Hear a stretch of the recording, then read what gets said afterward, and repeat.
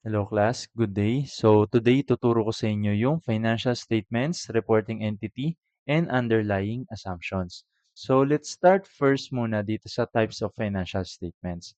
May tatlo pong types of financial statements. Una po is yung consolidated financial statements.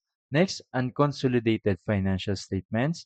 And lastly, combined financial statements. When we say consolidated financial statements, yung financial statements po ng parent company and financial statements ng subsidiary company, pinagsasama po, pinag-iisa. Ano po ba yung subsidiary? Subsidiary po, ayun po yung anak. Anak na company. Meron pong parent, company, yung holding company po yun for other term, ayan. Then yung subsidiary, ayun po yung anak na company. Okay? So next, unconsolidated financial statements. Ito po yung kanilang standalone financial statements. Meaning, ito po yung financial statements ng parent lang. Hindi po kasama yung sa anak niya. Hindi kasama yung sa subsidiary na financial statement. Okay? Next, combined financial statements. Ito pong combined financial statements, wala pong parent-subsidiary relationship. Meaning, yung financial statements po ng dalawang magkaibang company, pinagsasama po. Yung dalawang hindi magkaugnay na company, pinagsasama po. Pinagsasama po yung kanilang financial statements.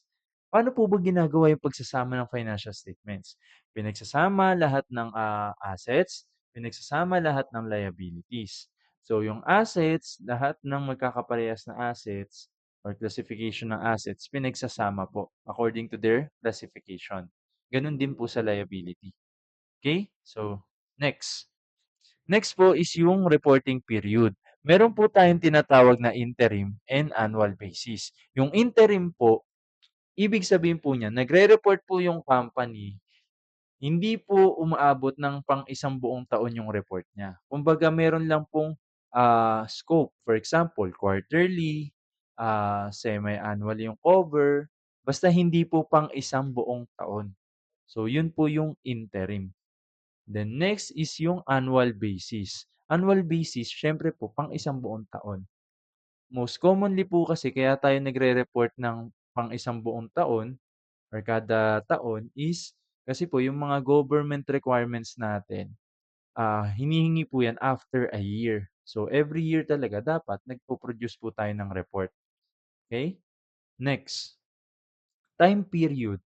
Una po diyan yung calendar year. When we say calendar year, nag-start po yung operation ng company January 1 at natatapos po yun or nagre-report po sila December 31. Okay? Yun po yung ending ng kanilang reporting period kapag naka-calendar year.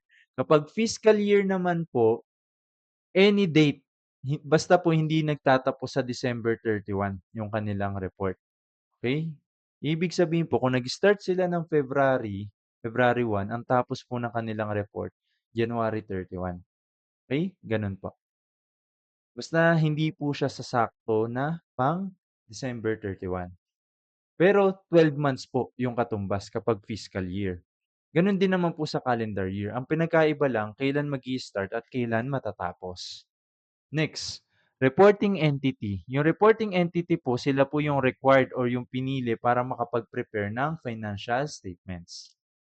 Pwede pong yung isang buong company yung mag-prepare ng financial statements or pwedeng portion lang ng company yung pwedeng mag-prepare ng financial statements or pwedeng maraming company yung mag-prepare ng financial statements.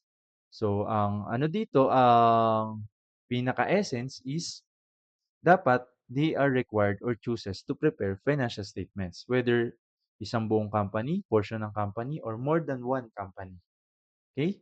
Next, accounting entity. Pwede pong specific business organization. Meron pong particular na business organization. Meron pong specific or pinatutungkulan na particular business organization. Okay? Next, pwede pong separate part ng business. Okay?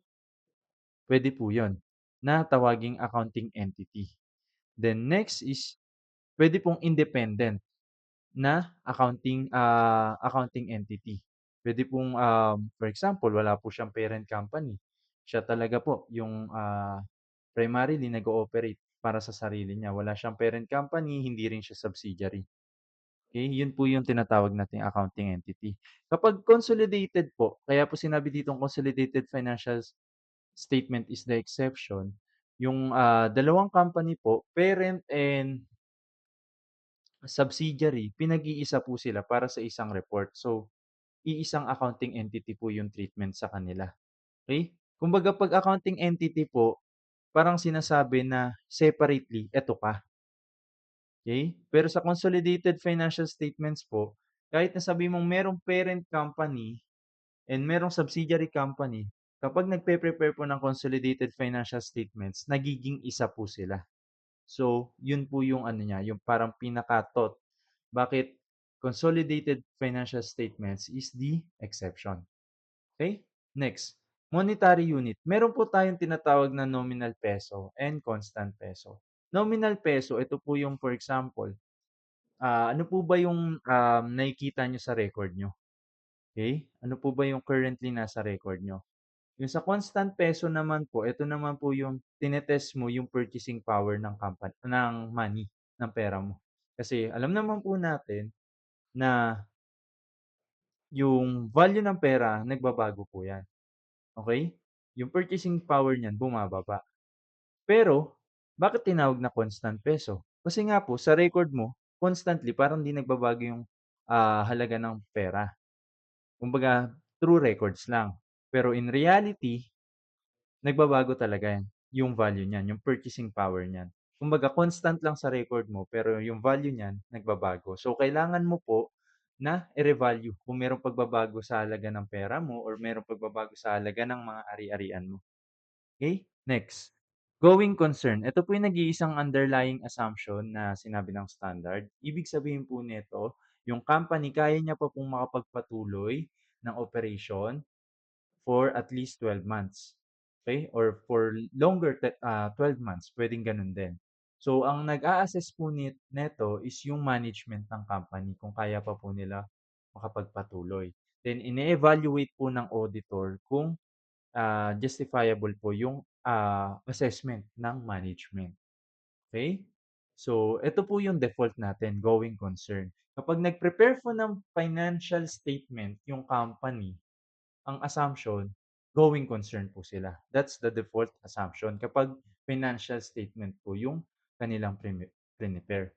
Paano naman po kapag ang prepare nila statement of affairs and statement of realization and liquidation? Yung pong dalawang statement na yon is para sa mga magko-close na company. So, ang ibig sabihin nun, hindi na po gagana yung going concern assumption. Kasi pine-prepare lang po yung, financial reports na yun para sa mga magko-close na po na company.